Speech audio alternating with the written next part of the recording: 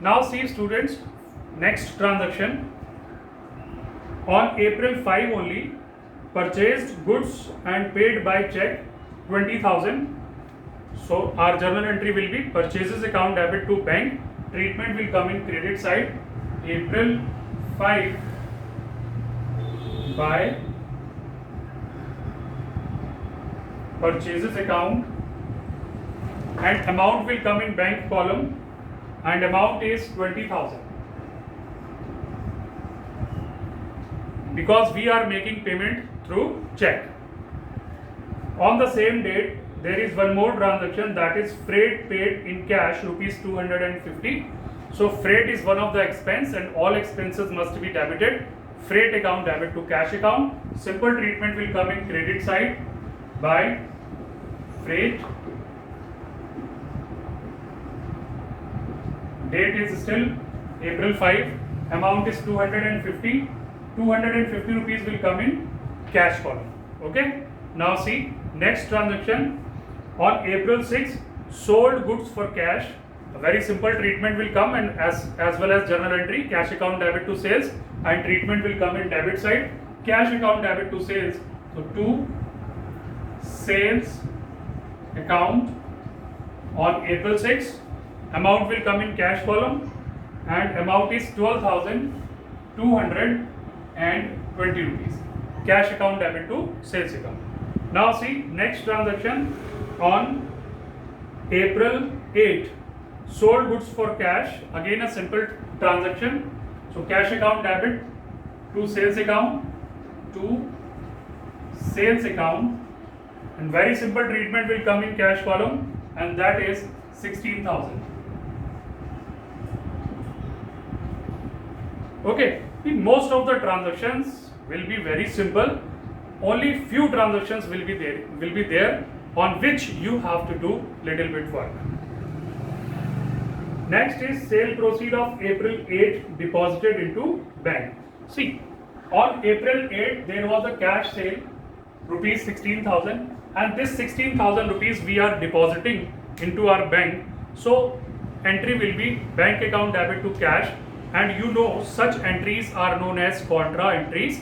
So we will write bank account debit to cash.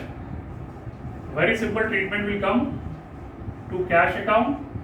It will be denoted by C in ledger folio column, and amount will come in bank column, and date is April 9. In credit side by bank account contra, and 16,000 will come in cash column, and nothing will come in bank. Okay, on April 9. So like this we will write treatment of contra entry. Always remember one thing, treatment of contra entry will come in both sides, debit side as well as credit side.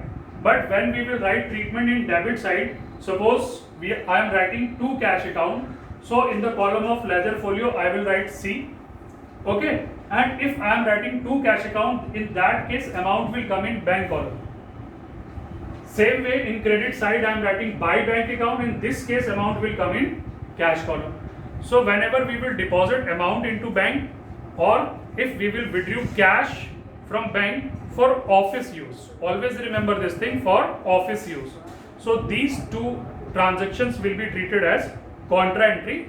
Okay, so treatment of contra entry will come in both sides. Now see next, on April 11 withdrew cash for private use. So this is our drawings. A very simple journal entry will be there, that is drawings account debit to cash account, and treatment will come in credit side by drawings account.